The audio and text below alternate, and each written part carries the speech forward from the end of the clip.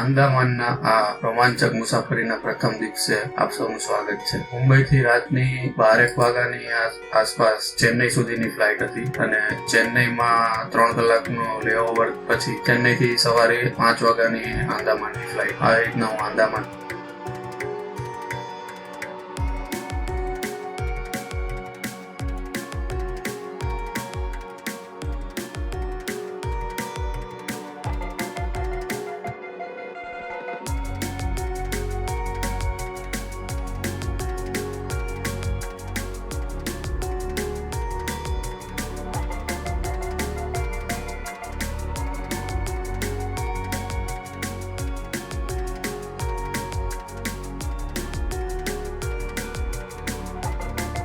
આ આંદામાનની યાત્રા માટેનો મુખ્ય ઉદ્દેશ તો ત્યાંની સેલ્યુલર જેલનો મુલાકાત લેવાનો હતો કે ભારતની આઝાદીમાં પોતાનું સર્વસ્વ બલિદાન આપનારા અસંખ્ય સ્વતંત્ર સૈનિકો, સ્વાતંત્ર્ય વીરોને યાદ કરવાનો અને તેમણે કરેલા પ્રયત્નોને રૂબરૂ જઈ જોવાનો, સમજવાનો. મુંબઈથી વાયા ચેન્નઈ થઈ આખી રાતના ઉજાગરાવાળી થકવી નાખનારી ફ્લાઇટ પછી જ્યારે સવારે 8 વાગે આંદામાનના વિમાન મથકની બહાર નીકળતા એક આહલાદક વાતાવરણ અને તાજગી સભર પવનનો સ્પર્શતા થકાવટ તુરંત દૂર થઈ. મારા માટે ચારધામ જેટલી પવિત્ર આંદામાનની જગ્યા પર એ પુસ્તકોમાં વાંચેલ વીર સાવરકર અને અન્ય સ્વતંત્ર સેનાનીઓએ દેશની આઝાદી માટે સર્વસ્વ અર્પણ કરી દીધેલું.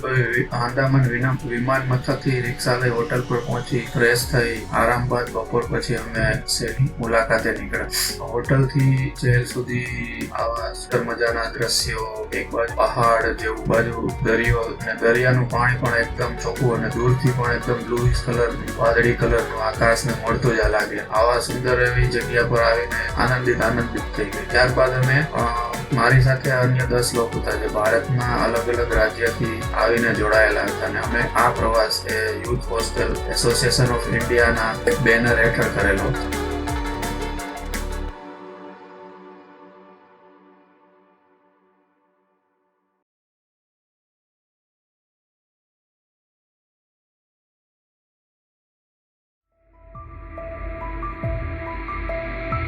સેલ્યુલર જેલ પર આવી કે જેને કાળા પાણી તરીકે પણ ઓળખવામાં આવે છે.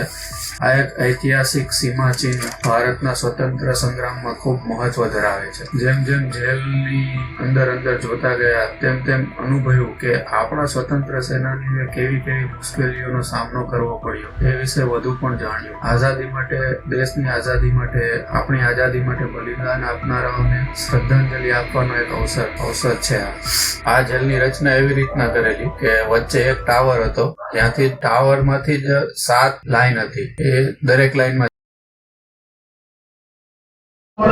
स्टारफिश के मॉडल क्लॉकवाइज की पूरी चेन, जैसे कि यहाँ पे देख सकते हो, इस प्रकार का टोटल 7 विंग्स हुआ આગળનો ભાગ એક ટાવર पूरे 7 विंग्स में टोटल सेल्स जो होते थे એની આગળની લાઈનમાં પાછળનો ભાગ.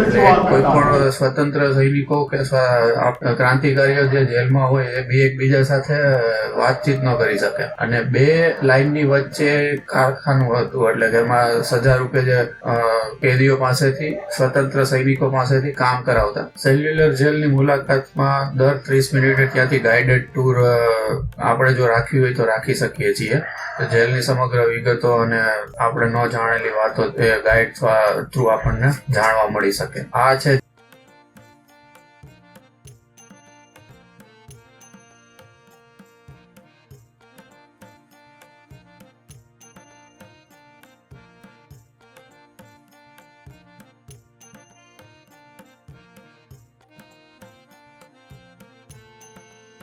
જેલની આગળની બાજુનું કાર્યશાળા કે જેમાં કોલું કહેવાય છે કે એમાં ટોપરાને બળદની મદદથી તેલ કાઢવા માટે વપરાતું એમાં સ્વતંત્ર સૈનિકોને જોડીને કામ કરાવતા. પછી નાળિયેરમાંથી છિલકા અલગ અલગ કરી અને તેમાંથી કાથીના દોરડા બનાવવાનું, આવું મુશ્કેલ કામ સ્વતંત્ર સૈનિકો પાસેથી કરાવવામાં આવતું અને 15 પાઉન્ડ જેટલું તેલ એક દિવસમાં કાઢવાનું એવો સખત નિયમ હતો.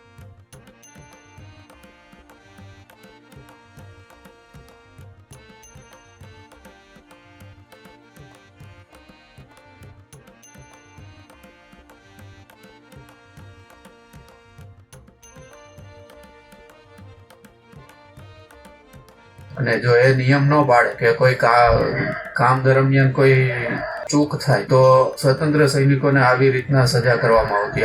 આવી રીતના ઉભા રાખી હાથ પગ બાંધી અને આ જે સફેદ કપડું બાંધેલું છે એ જગ્યા ઉપર ફટકા મારવામાં આવતા કે જેથી એ સજા તે દિવસ કે રાત દરમિયાન પણ યાદ રાખે, સૂઈ ન શકે.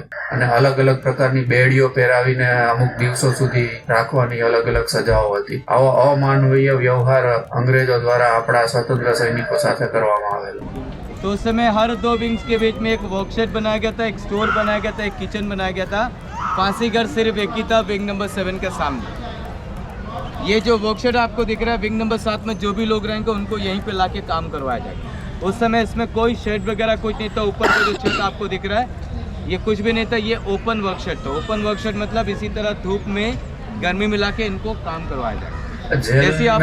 અંદરના દરવાજાની પણ અંગ્રેજો એ રીતના ડિઝાઇન કરેલી કે જો સ્વતંત્ર સૈનિકો પાસે ચાવી આવી જાય તો પણ તે દરવાજો ખોલીને નીકળી ન શકે. દરવાજાની સાઈડમાં 1 ફૂટ આગળ એક ચોરસ રાખેલું, ત્યાંથી દરવાજો બંધ હતો ને તાળું પણ ત્યાં લાગે. અને સાંજના સમયે તેમને જમવાનું પણ દરવાજાની બાજુના આ એક ખાંચા જેવું બનાવેલું, ત્યાંથી થાળી અંદર મૂકવામાં આવતું. આ જેલમાં કોઈ એવો રેકોર્ડ રાખેલો નથી કે કયા કેદીને કયા સેલમાં કે પૂરવામાં આવેલા, પરંતુ વીર સાવરકરજીની આત્મકથા માઝી જન્મઠેપ અને અન્ય લખાણો પરથી એટલું નક્કી થઈ શકે કે તેમના સેલની સામે જ સેલમાં દરવાજા પર ઉભા રહેતા સામે ફાંસી ઘર ત્યાંથી દેખાય આવતું. એટલે એ વાત ઉપરથી નક્કી થઈ ગયું કે અંગ્રેજોએ કેટલી લુચ્ચાઈ વાપરેલી. વીર સાવરકરને માનસિક રીતના તોડી નાખવા માટે ફાંસી ઘરની સામેનો કોટડીમાં રાખવામાં આવેલા, જ્યાં તેમણે પોતાના જીવનના 10 વર્ષ જેટલો સમય પસાર કરેલો. બીજું કે જેલમાં સુવા માટે એક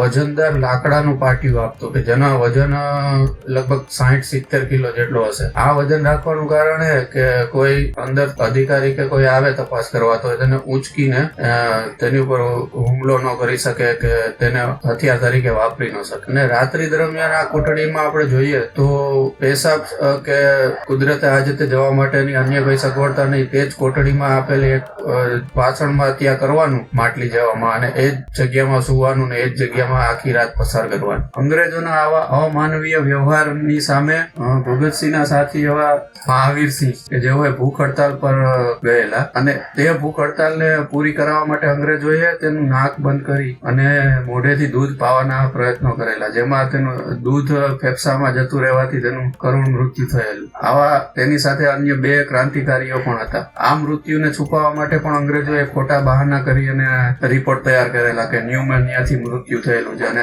આ ક્રાંતિકારીઓની ડેડ બોડીને પથ્થર સાથે બાંધી અને બાજુના સમુદ્રમાં ફેંકી દીધેલી. આ સ્વતંત્ર સૈનિકો અને ક્રાંતિકારીઓનું કહેવાનું એટલું હતું કે અમે કોઈ ચોર લૂંટારાઓ કે ડાકુઓ કે એવા નથી કે જે તે ગંભીર ગુનાઓ કરીને અમે અમારા દેશની આઝાદી માટે ચળવળમાં તમે જેલમાં મોકલેલા છે, તો તે પ્રમાણેના અધિકારો અમને મળવા જોઈએ. અને આવા અંગ્રેજોના અમાનવીય વ્યવહાર સામે બંગાળના એક નાની ગોપાળ કરીને હતા ક્રાંતિકારી, તેમણે ચળવળ કરેલી અને ચળવળને આધીન થઈને અંગ્રેજોએ ધીમે ધીમે અમુક અધિકારો આપવા પડેલા. બ્રિટનમાં તડીપાર થયેલા કે ગંભીર ગુનાઓમાં અપરાધી તરીકે સાબિત થયેલા ચોર લૂંટારૂ ડાકુઓને અંગ્રેજોએ અહીંયા ભારતના લોકોને પ્રતાડિત કરવા અલગ અલગ પ્રશાસનિક જગ્યાઓ પર ગોઠવેલા, જેમાં આંદામાનના મુખ્ય જેલર એટલે કે બારી એક બ્રિટનનો એક લૂંટારો તરીકે આવેલો હતો કે જેમણે વીર સાવરકરને દરેક રીતના શક્ય તે રીતના હેરાન કરવાના પ્રયત્નો કરેલા, પણ કોઈ પણ રીતના તેમાં ફાવેલો નહીં. તો મિત્રો, આ જેલની મુલાકાત પૂરી થયા બાદ સાંજના સમયે ત્યાં લાઇટ એન્ડ સાઉન્ડ શો પણ હોય છે. એકદમ સુંદર અને સરસ રીતના 45 મિનિટનો શો હોય છે, જેની અલગથી ટિકિટ લેવાની હોય છે. આ મનમોહક લાઇટ એન્ડ સાઉન્ડ શો જોવા માટે અને તેના વર્ણન દ્વારા અહીં કેદ કરવામાં આવેલા આપણા બહાદુર ક્રાંતિકારીઓની આત્માઓની વાર્તાઓને ફરીથી જીવંત કરી અમને તે સમયમાં લઈ જવાનો અનુભવ કરાવેલો. સૂચન હોય તો તે કોમેન્ટમાં લખવા વિનંતી. ધન્યવાદ.